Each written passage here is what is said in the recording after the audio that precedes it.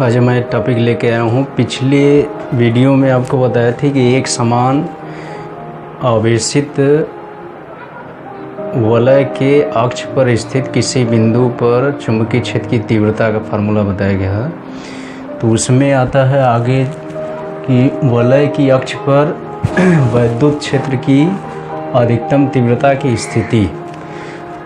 तो उस स्थिति को ज्ञात करने के लिए फिर हम उस फार्मूले को याद करते हैं कि मान लीजिए एक आवेशित वलय है जिस पर आवेश की मात्रा Q है, इसका केंद्र O है और इसकी त्रिज्या स्मॉल a है, और इसके केंद्र से ये जो रेखा है इसको अक्ष मानेंगे, यानी ऐसी रेखा जो उसके केंद्र से होकर गुजरे उसे अक्ष कहते हैं। तो उसके अक्ष पर स्थित कोई बिंदु P है, ये अक्ष दूरी पर स्थित कोई बिंदु P है, इस पर क्षेत्र की तीव्रता E का फार्मूला बताया गया था, E बराबर 1/4 पाई एप्सिलॉन 0 Q x बटे a square plus x square की पावर 3/2, ये फार्मूला बताया गया था। अब इसी सूत्र के द्वारा हम ज्ञात करेंगे कि वलय के अक्ष के किस स्थिति पर अक्ष की पर वैद्युत क्षेत्र की जो अधिकतम तीव्रता होती है वो किस स्थिति पर होता है। तो उसके लिए देखिए हम लोग यहाँ करेंगे कि E के अधिकतम मान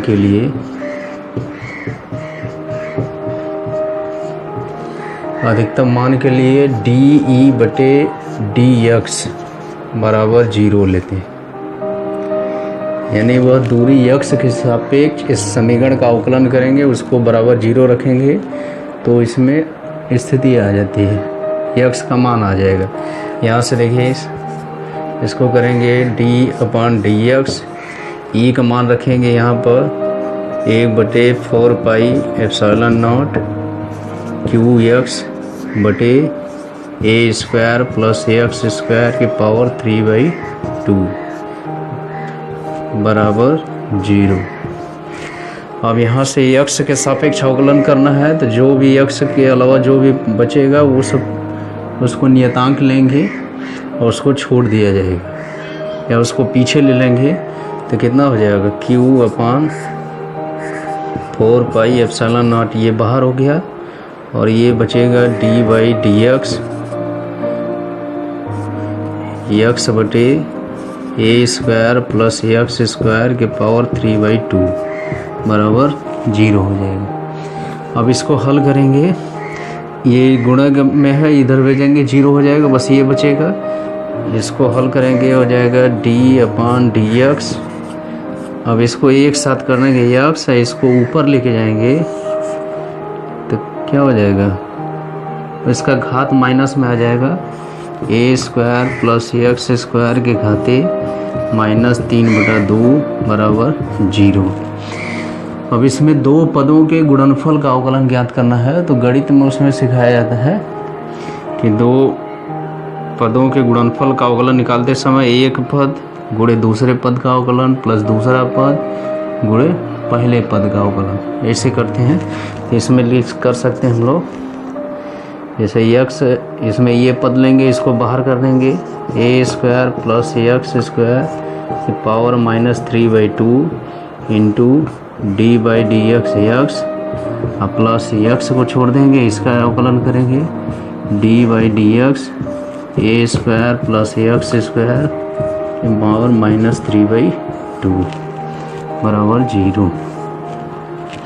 अब यहाँ से हम देख ले फार्मूला जानते हैं कि जो अवकलन किया जाता है वो इस तरह से होता है, d/dx x के पावर n का अवकलन करते हैं तो n x पावर n-1 आता है।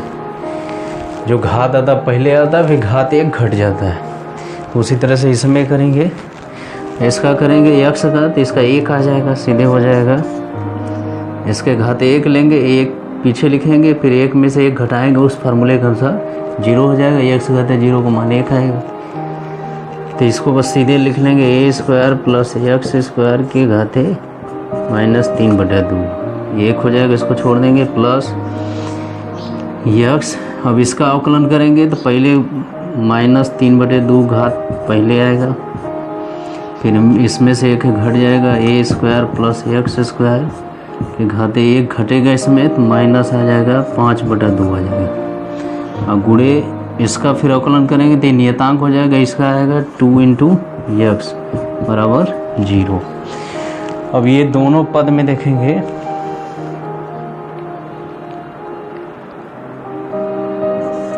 में से कॉमन ले लेंगे a² प्लस x² के पावर -5/2 कॉमन ले लेंगे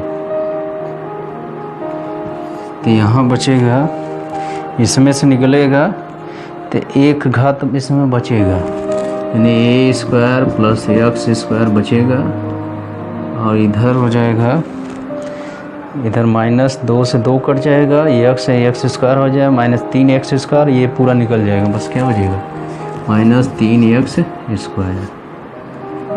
बराबर 0। इतना बचे, गुणा करेंगे फिर वही आ जाएगा, ये पूरा घात 1 मानेंगे, 1 में इतना जोड़ेंगे तो -3/2 हो जाएगा, देख लीजिए। अब यहाँ से ये गुणा में है, इसको भेज देंगे उधर 0 हो जाएगा, बस क्या बचेगा a² प्लस x² -3x² बराबर 0। यहाँ से हल करेंगे इसको, a² ये निकल जाएगा इसमें से -2x² बराबर 0।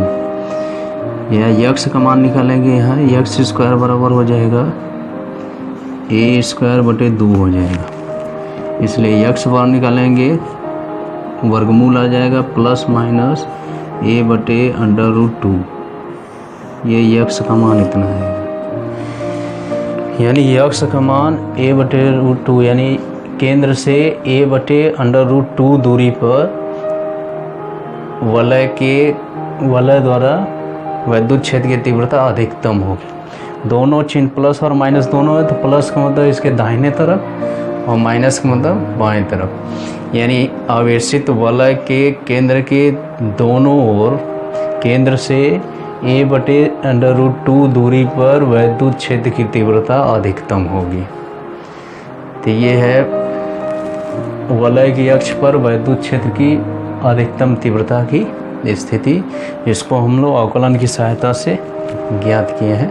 अब इसके बाद आगे वैद्युत द्विध्रुव इलेक्ट्रिक डाइपोल।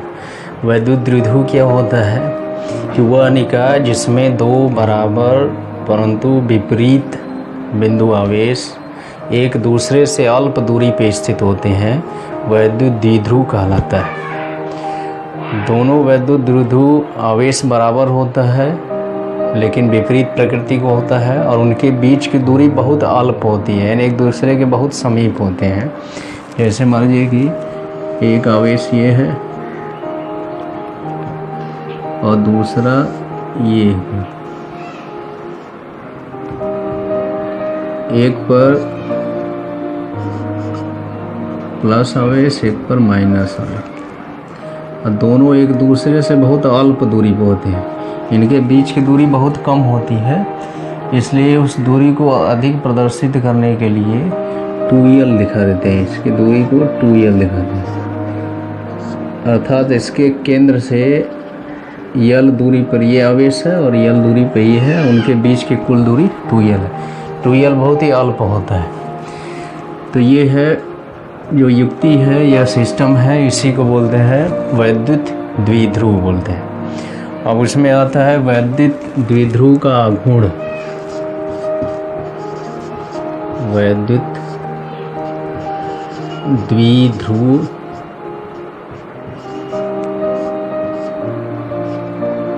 का आघूर्ण,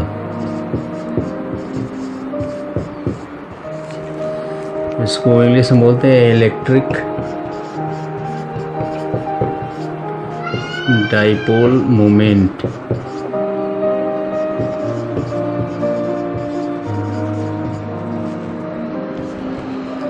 ये वैद्युत द्विध्रुव का आघूर्ण किसे कहते हैं कि किसी भी वैद्युत द्विध्रुव के एक आवेश का परिमाण और उनके बीच की दूरी के गुणनफल को वैद्युत द्विध्रुव का आघूर्ण कहते हैं। इसको P से प्रदर्शित करते हैं। P बराबर हो जाएगा एक आवेश का परिमाण मान लीजिए Q ले लिए, गुणे उनके बीच की दूरी 2L, Q गुणे 2L, या इसको ऐसे लिख सकते हैं 2QL। इसी को वैद्युत द्विध्रुव का आघूर्ण कहते हैं। इसको स्मॉल p से प्रदर्शित करते हैं। यह एक सदिश राशि होती है। इसकी दिशा सदैव ऋण आवेश से धन आवेश की तरफ होती है। चित्र में दिखाया जाएगा इस तरह से ऋण आवेश से धन आवेश की तरफ होती है। इसका मात्रक इस फार्मूले से निकाल सकते हैं। P का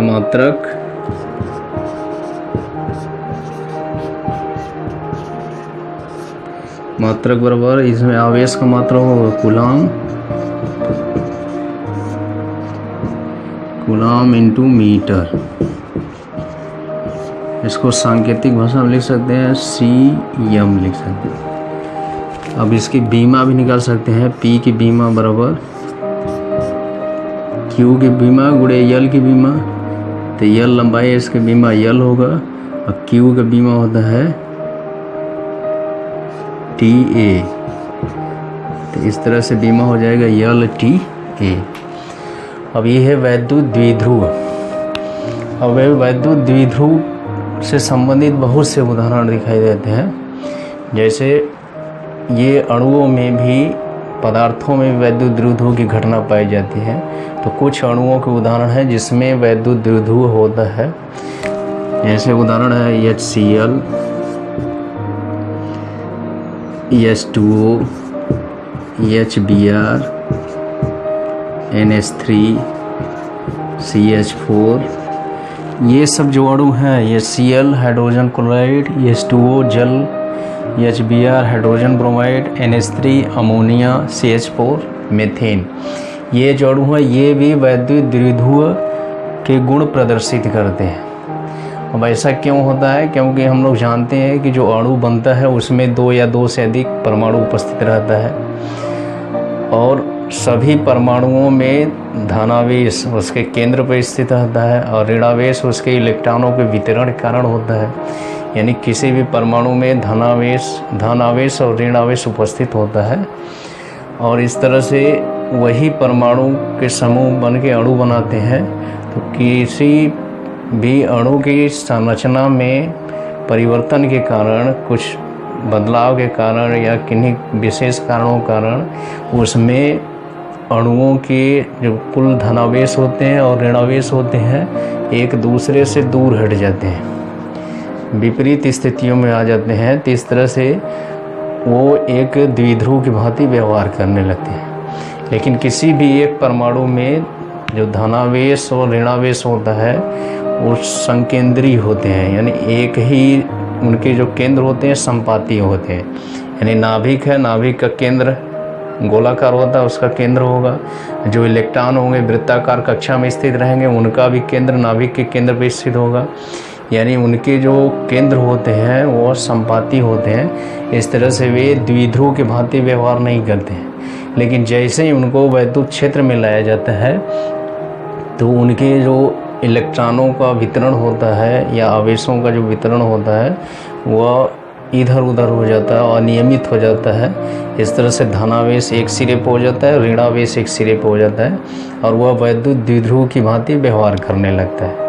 तो यही है वैद्युत द्विध्रुव के उदाहरण से संबंधित कुछ अणु। अब इसके बाद आगे हम बताएंगे वैद्युत द्विध्रुव के कारण वैद्युत क्षेत्र की तीव्रता। अब इसमें कोई भी वैद्युत द्विध्रुव रहेगा तो उसके कारण उत्पन्न चुंबकीय क्षेत्र की तीव्रता ज्ञात करने के लिए, जिस बिंदु पर क्षेत्र की तीव्रता ज्ञात करनी होती है उस बिंदु को 3 स्थितियों में रखा जाता है या 3 स्थितियों में ज्ञात किया जाता है। पहला उसका आता है वैद्युत द्विध्रुव की अक्षीय स्थिति में किसी बिंदु पर वैद्युत क्षेत्र की तीव्रता। अक्षीय स्थिति इन डाउन पोजीशन इसको बोलते हैं इंग्लिश में। अक्षीय स्थिति को हम लोग चित्र में देख सकते हैं कि मान लीजिए कोई एक वैद्युत द्विध्रुव है AB, जिस पर आवेश की मात्रा Q है और उनके बीच की दूरी 2L है, केंद्र O है, केंद्र O से दोनों आवेश की दूरी L और L है, अब इसका अक्ष होगा, इन दोनों आवेशों को मिलाने वाली रेखा इसका अक्ष कहलाता है। इसी अक्ष को आगे बढ़ा देंगे तो इसको बोलते हैं अक्षीय रेखा बोलते हैं। अब इसी को अक्षीय स्थिति कहेंगे। इसी पर अक्षीय रेखा पर कोई बिंदु P ले लेंगे जहाँ पर क्षेत्र की तीव्रता ज्ञात करनी है, तो इसी को इसका अक्षीय स्थिति कहेंगे। बिंदु P को कहेंगे कि वैद्युत द्विध्रुव के अक्ष पर स्थित है या अक्षीय स्थिति में है। अब यहाँ पर क्या करेंगे, अक्षीय स्थिति बिंदु P पर वैद्युत क्षेत्र की तीव्रता ज्ञात करनी है। तो इसमें कहेंगे कि माना AB वैद्युत द्विध्रुव किसी ऐसे माध्यम में स्थित है जिसका परावैद्युतांक K है, कैपिटल की, और इसका वैद्युत द्विध्रुव आघूर्ण P है, स्मॉल p लिखेंगे। और इसके अक्षीय स्थिति पर कोई बिंदु P है जहाँ पर हमको वैद्युत क्षेत्र की तीव्रता ज्ञात करनी है। तो इसमें द्विध्रुव के दोनों आवेशों कारण, जो बिंदु आवेश को मानेंगे, तो इन बिंदु आवेशों कारण क्षेत्र की तीव्रता, जो धन आवेश है उसके कारण वैद्युत क्षेत्र की तीव्रता मान लीजिए E1 है, तो E1 धन आवेश के कारण क्षेत्र की तीव्रता उससे दूर होती है। तो E1 की दिशा ऐसे दिखा देंगे, उसकी दिशा लेंगे BP दिशा में आगे। जो ऋण आवेश है उसके कारण क्षेत्र की तीव्रता आवेश की तरफ होती है, E2 है, उसको दिशा ऐसे दिखा दे PA दिशा में दिखा दे इधर पे। तो इन दोनों की मान इसमें लिख सकते हैं। इसके पिछले वीडियो में हम बताए थे कि किसी भी बिंदु आवेश के कारण जो क्षेत्र की तीव्रता होती है वह 1/4πε0 Q/r² होती है। R जहाँ दूरी है तो यहाँ अलग अलग दूरी हो जाएगा। धन आवेश प्लस Q की दूरी P से कितनी हो जाएगी, इतनी हो जाएगी, इसका मान हो जाएगा R - L हो जाएगी, L निकल जाएगा इसमें से। और माइनस Q की दूरी कितनी हो जाएगी, यहाँ से लेके यहाँ तक, तो इतना R है, फिर इसके बाद इधर L हो जाएगा R + L, यानी प्लस Q आवेश P से समीप में है और माइनस Q उससे दूर है, यानी जो प्लस Q आवेश द्वारा क्षेत्र की तीव्रता होगी वो अधिकतम होगी और E1 का मान अधिक होगा E2 से। तो यहाँ से E1 का मान लिख सकते हैं हम लोग, E1 बराबर 1/4πε0 Q/r²। तो r² यानी प्लस Q आवेश की दूरी कितनी होगी, यहाँ से लेके यहाँ घट जाएगा R - L²। इसकी दिशा होगी PV दिशा होगी।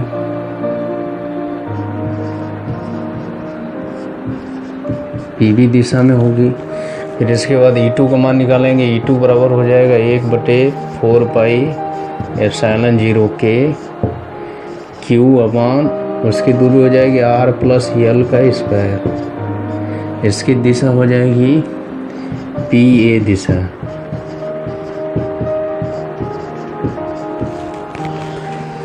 अब इसमें दोनों क्षेत्र की तीव्रता एक दूसरे के, इनकी दिशा विपरीत है, तो बिंदु P पर जो परिणामी तीव्रता होगी दोनों तीव्रताओं के अंतर के बराबर होगी। तो इसमें E1 का मान अधिक है, E2 का मान कम है।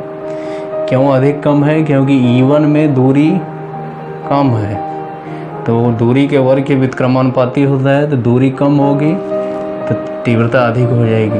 दूरी अधिक रहेगी, तीव्रता कम हो जाएगी, इसलिए E1 का मान अधिक है। यहाँ पर लिख सकते हैं बिंदु P पर वैद्युत द्विध्रुव के कारण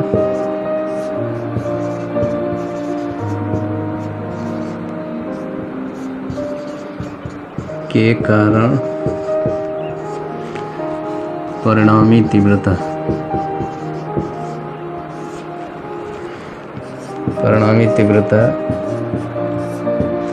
E बराबर हो जाएगा E1 - E2। अब इसमें मान रख देंगे हम लोग। E बराबर हो जाएगा E1 और E2 को मान रखेंगे ऋणात्मक चिन्ह के साथ, तो इसमें कॉमन हो जाएगा 1/4πε0 Q,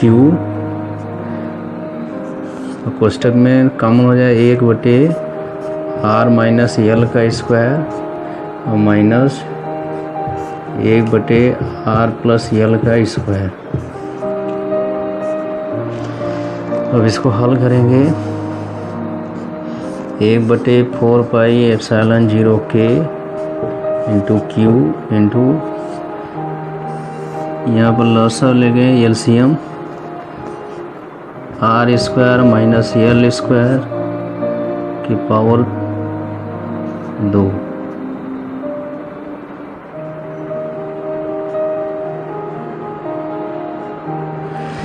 अब ये माइनस वाले से भाग देंगे, प्लस वाला बचेगा, प्लस वाला ऊपर चला जाएगा, r प्लस l का स्क्वायर, माइनस इसका भाग देंगे, माइनस वाला बचेगा, r माइनस l का स्क्वायर। अब इसको हल करेंगे तो इसका square r² plus l² plus 2lr होगा। इसमें r² plus l² minus 2lr, तो माइनस में से प्लस हो जाएगा और ये स्क्वायर वाला सब कट जाएगा, 4lr आ जाएगा इसमें। तो इस तरह से E बराबर आ जाएगा 1/4πε0 k Q इंटू 4lr बटे r² माइनस l² का होल स्क्वायर। या इसको और व्यवस्थित करेंगे, E बराबर हो जाएगा 1/4πε0 k, इसको लिख सकते हैं हम लोग Q इंटू 2l लिख दें। Q इंटू 2l लिखेंगे तो 2r बचेगा इसमें, और नीचे लिख देंगे r² माइनस l²। ये Q गुणे 2l क्या होगा, द्विध्रुव आघूर्ण P हो जाएगा। तो इसको और लिख सकते हैं, E बराबर लिख सकते हैं 1/4πε0 k P गुणे 2r बटे r² माइनस l² का होल स्क्वायर।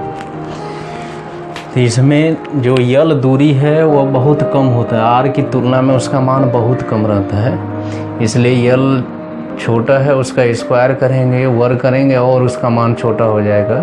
तो r² की तुलना में इसका मान बहुत कम रहता है, इसलिए इसको छोड़ दिया जाएगा। l² more less than r²।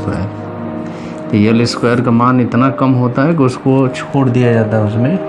तो l² को छोड़ देंगे तो बस केवल r² बचेगा, तो r⁴ हो जाएगा, स्क्वायर है तो r⁴, और उसमें से r1 निकल जाएगा, नीचे r⁴ बचेगा, और सीधे सीधे फार्मूला आ जाएगा E बराबर, यहाँ 2 बचेगा 1/4πε0 k 2p/r³ आ जाएगा। यही इसका मुख्य फार्मूला होगा। अक्षीय स्थिति के किसी भी बिंदु पर उत्पन्न क्षेत्र की तीव्रता, ये फार्मूला हो जाएगा। अब इसमें निर्वात के लिए लेंगे तो k का मान 1 हो जाएगा, तो E बराबर 1/4πε0 2p/r³, जहाँ p वैद्युत द्विध्रुव का आघूर्ण है, r उसके केंद्र से उस बिंदु की दूरी जहाँ पर क्षेत्र की तीव्रता ज्ञात करनी है। तो ये मुख्य फार्मूला हो गया कि वैद्युत द्विध्रुव की अक्षीय स्थिति में किसी बिंदु पर क्षेत्र की तीव्रता। अब इसके बाद दूसरी स्थिति, वैद्युत द्विध्रुव की निरक्षीय रेखा पर स्थित बिंदु पर वैद्युत क्षेत्र की तीव्रता। तो उसके लिए चित्र दिखाया गया इसमें कि माना K परावैद्युतांक के माध्यम में P वैद्युत द्विध्रुव का आघूर्ण का एक वैद्युत द्विध्रुव AB रखा गया है और इसका केंद्र वो है। अब इसके निरक्षीय स्थिति का मतलब कि इसका अक्ष होगा दोनों आवेशों को मिलाने वाली रेखा, और इस अक्ष के लंबवत जो रेखा होगी उसको निरक्षीय रेखा बोलते हैं। तो निरक्षीय रेखा ये डैश डैश ऊपर होगा, इस पर कोई बिंदु P स्थित है। इस बिंदु P पर इस द्विध्रुव के कारण क्षेत्र की तीव्रता ज्ञात करनी है। तो उसके लिए इसमें क्या करेंगे कि जो धन आवेश है Q, अब ये निरक्षीय यानी इसके केंद्र से r दूरी पर बिंदु P है, तो धन Q आवेश से बिंदु P की दूरी त्रिभुज समकोण त्रिभुज आएगा तो पाइथागोरस प्रमेय से √r² + l² ये दूरी होगी BP दूरी। उसी तरह से माइनस जो Q आवेश है इससे भी बिंदु P की दूरी √r² + l² होगी, AP दूरी होगी। तो जो धन आवेश है हम लोग जानते हैं उसके कारण जो क्षेत्र की तीव्रता होगी वो उससे दूर की तरफ होगी। मान लीजिए कि E1 है तो वो उससे दूर की दिशा में आगे दिखाया गया E1। फिर इसके बाद माइनस जो Q आवेश है उसके कारण क्षेत्र की तीव्रता E2 है, आवेश की तरफ है, तो उसको इस तरह से दिखाया गया है। तो मान लीजिए कि ये जो दूरी है BP और AP दूरी है, ये रेखा इसके अक्ष के साथ थीटा कोण बना रही है, यहाँ दिखा दे।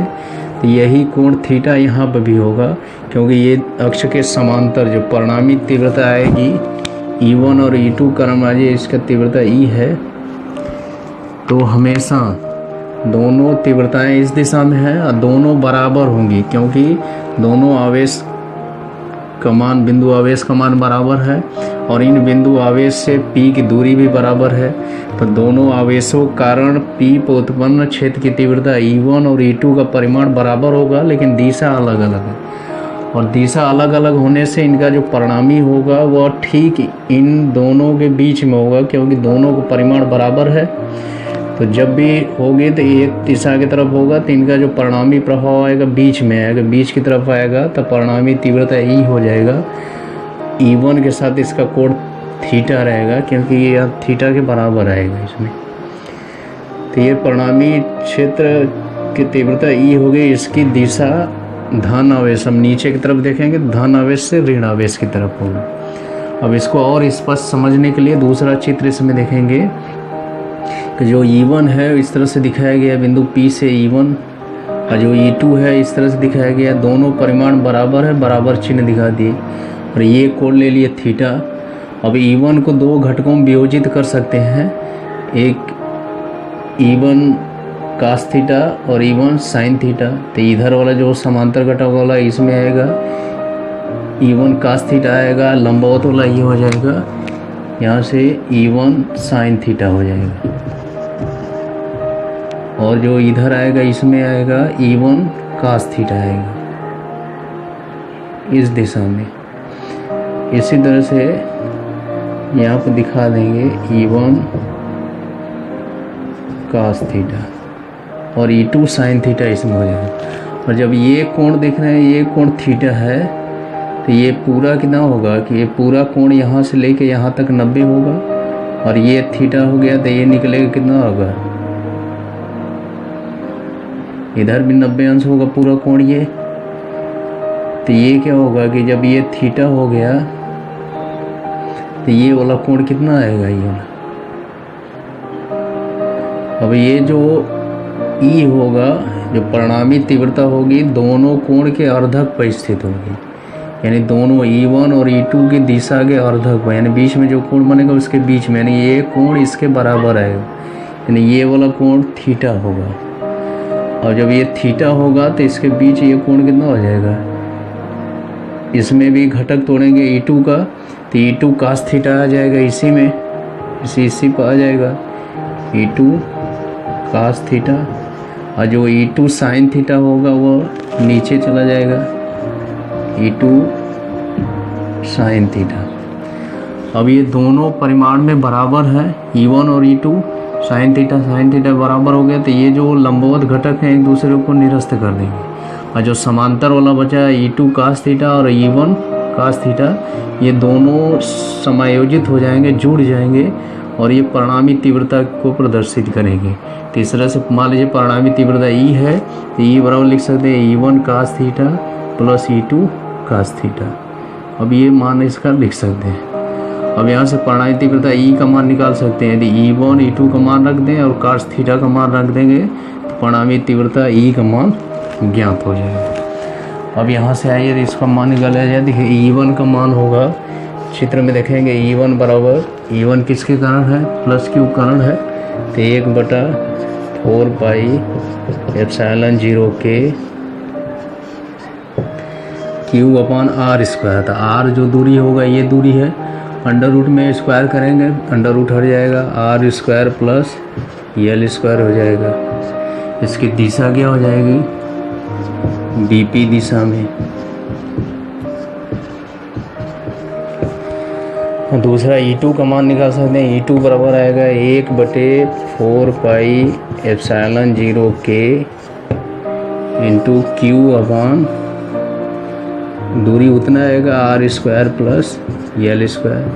इसकी दिशा बदल जाएगी, हो जाएगा PA दिशा में।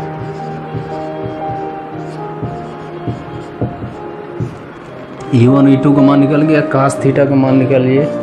cos थीटा बराबर हो जाएगा, चित्र में देखेंगे यहाँ से निकाला जाए, थीटा इस वाले समकोण त्रिभुज में लिया जाए तो cos थीटा बराबर हो जाएगा आधार बटे कर्ण। तो आधार इसमें क्या है, OB है, OB बटे कर्ण BP ले लिए। OB का मान है L है और BP का मान है √r² प्लस L², या इसको ऐसे लिख सकते हैं L बटे r² प्लस L² के घाते 1/2।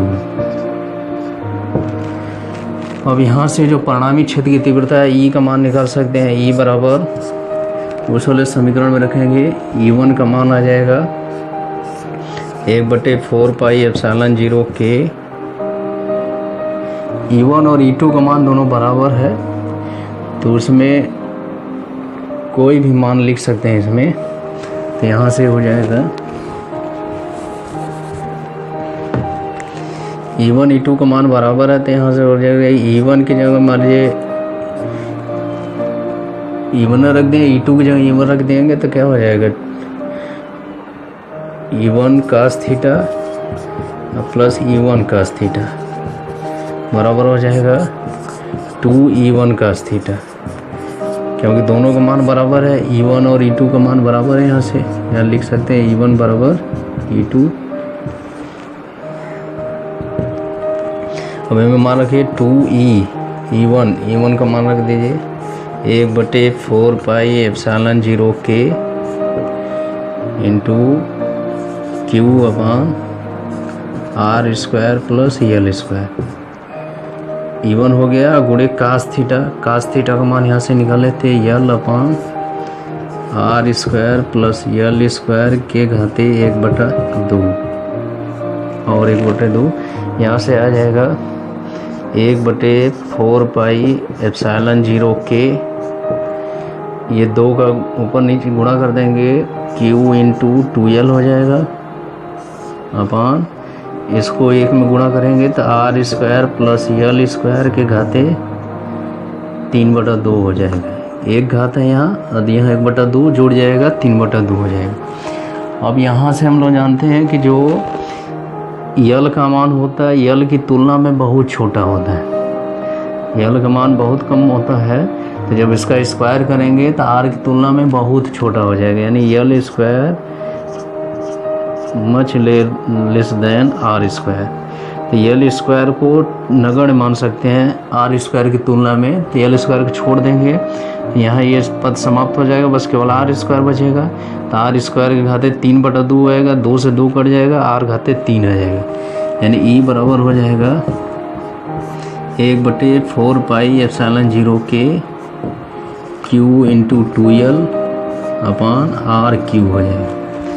अब Q इंटू 2L को लिख सकते हैं P वैद्युत द्विध्रुव आघूर्ण। तो E बराबर हो जाएगा 1/4πε0K P/R³। अब निर्वात के लिए लिखेंगे, निर्वात या वायु के लिए K का मान 1 होता है, इसलिए फार्मूला हो जाएगा E बराबर 1/4πε0 P/R³। तो ये मुख्य फार्मूला आता है कि द्विध्रुव की निरक्षीय स्थिति पर स्थित कोई भी बिंदु है उस पर वैद्युत क्षेत्र की तीव्रता 1/4πε0 P/R³। अब उसमें देखा गया कि जो अक्षीय स्थिति था उसका ये आधा बना है, उसमें 2P था, 2 गुना था। तो हम लोग कह सकते हैं किसी भी वैद्युत द्विध्रुव के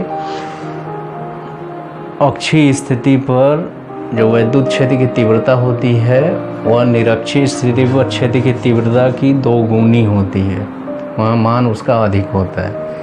अर्थात कर सकते हैं निरक्षीय स्थिति पर कोई भी बिंदु रहेगा उतने ही दूरी पर रहेगा, उसकी तीव्रता घट जाती है, निरक्षीय स्थिति पर क्षेत्र की तीव्रता अधिक रहती है। फिर इसके बाद आगे तीसरा आता है वैद्युत द्विध्रुव के कारण किसी भी बिंदु पर वैद्युत क्षेत्र की तीव्रता। किसी भी बिंदु, पहला हम उसके अक्षीय स्थिति यानी उसके अक्ष पर स्थित था, निरक्षीय स्थिति उसके लंबवत रेखा पर स्थित था।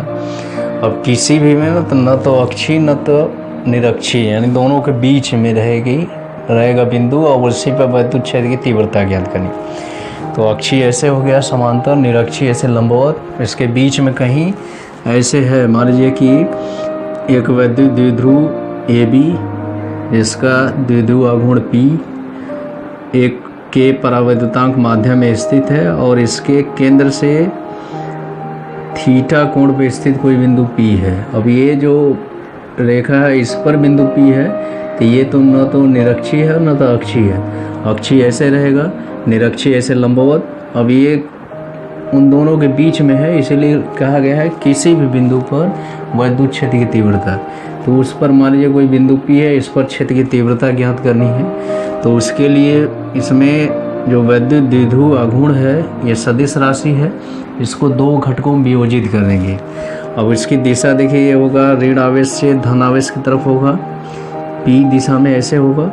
तो सदिश राशि है तो इससे ये थीटा कोण बना रहा है, तो इसको 2 घटकों में तोड़ेंगे तो एक P cos थीटा आएगा, ऐसे इसको मान सकते हैं, और एक है P sin थीटा। तो ऐसे यानी जो वैद्युत द्विध्रुव है इसकी कल्पना ऐसे कर सकते हैं, ऐसे और इस तरह से कर सकते हैं। तो अब देखा जाएगा तो जो P cos थीटा है ये एक वैद्युत द्विध्रुव हो जाएगा जिसका आघूर्ण P cos थीटा है।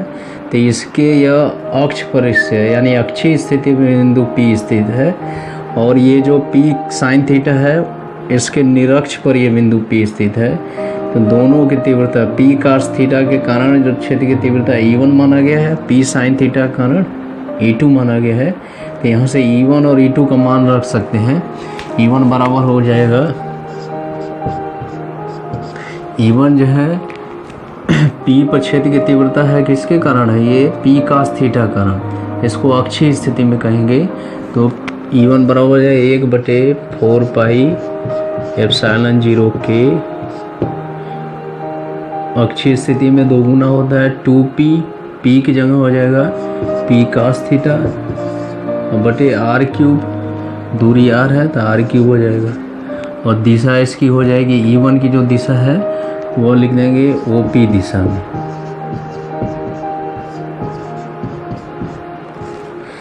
फिर इसी तरह से E2 निकालेंगे। तो E2 किसके कारण है, जो P sin थीटा है इसके निरक्षीय स्थिति पर बिंदु P है, तो उसके कारण ये जो क्षेत्र की तीव्रता E2 है, तो E2 का मान निकाल सकते हैं, लिख सकते हैं 1/4 पाई एप्सिलॉन 0 के इंटू P sin थीटा बटे r3, ये हो जाएगा। P sin थीटा के निरक्ष पर स्थित बिंदु P है तो उस पर क्षेत्र की तीव्रता E2 हो जाएगा, E2 का मान इतना लिख देंगे।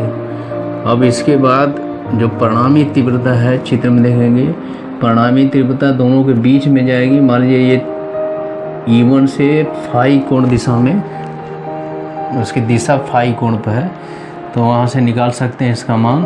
अब ये जो E1 और E2 है दोनों एक दूसरे के लंबवत है, तो इनका जो परिणामी तीव्रता है वेक्टर नियम से E बराबर निकाल सकते हैं।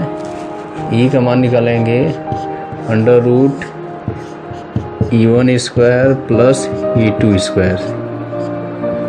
अब यहाँ मान रख सकते हैं इसका, E बराबर हो जाएगा √ में स्क्वायर, इसका स्क्वायर करेंगे, इसका स्क्वायर देखिए कितना हो जाएगा, E1 का स्क्वायर करेंगे तो यहाँ से आ जाएगा 1/4 पाई एप्सिलॉन 0 के इंटू 2P cos थीटा बटे r3 का स्क्वायर,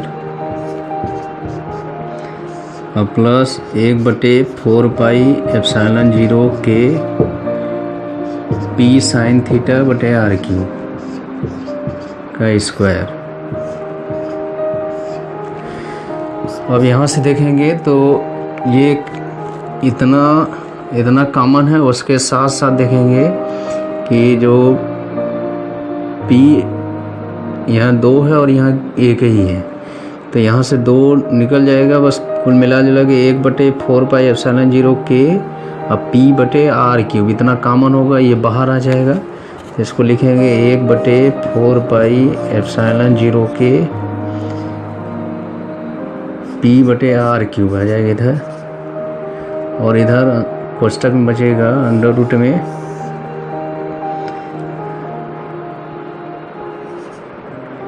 2 cos थीटा बचेगा यहाँ पर, वहाँ साइन थीटा।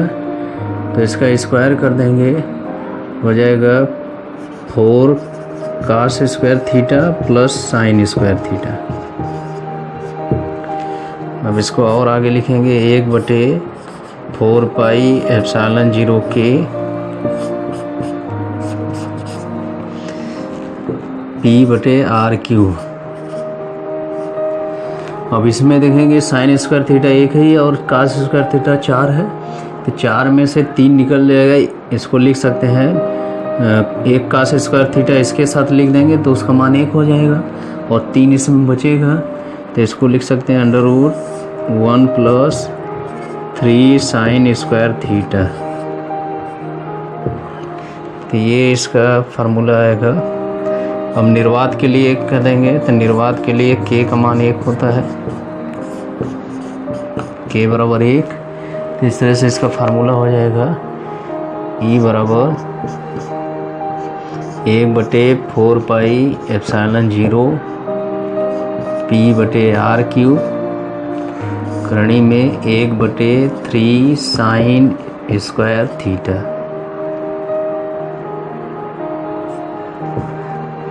न्यूटन प्रति कूलम, ये फार्मूला आएगा इसका वैद्युत क्षेत्र की तीव्रता का। तो ये किसी भी बिंदु पर क्षेत्र की तीव्रता के लिए फार्मूला है। अब इसी से हम लोग दोनों स्थितियों के लिए निकाल सकते हैं कि निरक्षीय स्थिति पर वैद्युत क्षेत्र की तीव्रता, दोनों स्थितियों का विश्लेषण कर सकते हैं। निरक्षीय का मतलब क्या होता है, निरक्षीय स्थिति में रहेगा तो ये वाली जो रेखा होगी ऐसे रहेगी निरक्ष पर, तो थीटा का मान 0 हो जाएगा। तो यहाँ 0 रखेंगे तो साइन 0 का मान 0 हो जाएगा, बस केवल 1 बचेगा। तो यहाँ P बटे आर क्यूब हो जाएगा। तो निरक्षीय स्थिति में सिद्ध किए हम लोग अक्षीय स्थिति में। अब इसके बाद निरक्षीय स्थिति आएगा, ऐसे लंबवत रहता है, तो ये कोण ऐसे हो कि 90 अंश आएगा, यानी थीटा बराबर 90 अंश हो जाएगा। तो यहाँ मान रखेंगे थीटा बराबर 90 अंश, तो साइन स्क्वायर 90 यानी साइन 90 का मान 1 होता है। तो यहाँ 3 बचेगा, 3 1 4 हो जाएगा, और 4 का वर्गमूल है अगर 2, तो यहाँ 2 लग जाएगा। 2P बटे आर क्यूब जो कि हम लोग निकाल चुके हैं निरक्षीय और अक्षीय स्थिति में। तो ये विशेष स्थिति है, यह इसको बोल सकते हैं जनरल फार्मूला बोल सकते हैं। इसके द्वारा दोनों स्थितियों को फार्मूला ज्ञात कर सकते हैं। अब इसके बाद जो परिणामी तीव्रता ये है, इसका परिमाण निकल गया। अब उसकी दिशा भी निकाल सकते हैं। तो मान लीजिए कि परिणामी तीव्रता E1 के साथ फाई कोण बना रही है, तो यहाँ इसकी दिशा निकालने के लिए कर सकते हैं tan फाई बराबर होता है, tan में होता है लंब बटे आधार। लंब इसका होगा ये हो जाएगा, ये किसके बराबर है, E2 के बराबर, आधार E1 है ये है, तो E2 बटे E1 हो जाएगा। इसका मान रखेंगे E1 का मान और E2 का मान रखेंगे, तो E1 सब कट जाएगा, ये वाला कट जाएगा सीधे सीधे, और ये होगा कितना 2P का मान रख देंगे, E2 का मान P साइन थीटा बटे आर क्यूब हो जाएगा, और नीचे हो जाएगा 2P कास थीटा बटे आर क्यूब से आर क्यूब कट जाएगा, P से P साइन थीटा बटे कास थीटा होने जाएगा, तो tan थीटा आ जाएगा 1/2 tan थीटा आ जाएगा। यानी यहाँ tan फाई बराबर 1/2 tan थीटा। यहाँ से उसकी दिशा भी ज्ञात कर सकते हैं। यदि थीटा का मान मालूम हो तो या थीटा का मान रख के फाई का मान निकाल सकते हैं, और इस तरह से परिणामी तीव्रता की दिशा ज्ञात हो जाएगी। तो ये था तीसरी स्थिति, यानी वैद्युत द्विध्रुव के किसी वैद्युत द्विध्रुव के कारण किसी भी बिंदु पर क्षेत्र की तीव्रता। तो ये फार्मूला है। यदि ये फार्मूला याद रहेगा तो इसके सहायता से दोनों अक्षीय और निरक्षीय दोनों के लिए फार्मूला ज्ञात कर सकते हैं। और ये उसकी दिशा, परिणामी क्षेत्र की तीव्रता की दिशा। अब इसके बाद इसमें निष्कर्ष रूप में निकलता है कि किसी भी बिंदु आवेश के कारण जो क्षेत्र की तीव्रता होती है वह दूरी के वर्ग के व्युत्क्रमानुपाती क्रमानुपाती होती है, लेकिन वैद्युत द्विध्रुव के कारण क्षेत्र की तीव्रता वह दूरी के तृतीय घात के अनुक्रमानुपाती होती है, यानी आर क्यूब। नीचे देख रहे हैं आर क्यूब होता है और बिंदु आवेश में आर स्क्वायर था। तो इस तरह से किसी भी वैद्युत द्विध्रुव कारण क्षेत्र की तीव्रता एक बिंदु आवेश कारण जो क्षेत्र की तीव्रता होता है उससे काफ़ी कम होता है, और द्विध्रुव यानी दोनों निकाय आवेशों के निकाय कारण क्षेत्र की तीव्रता घट जाती है। तो ये रहा। इसके बाद आगे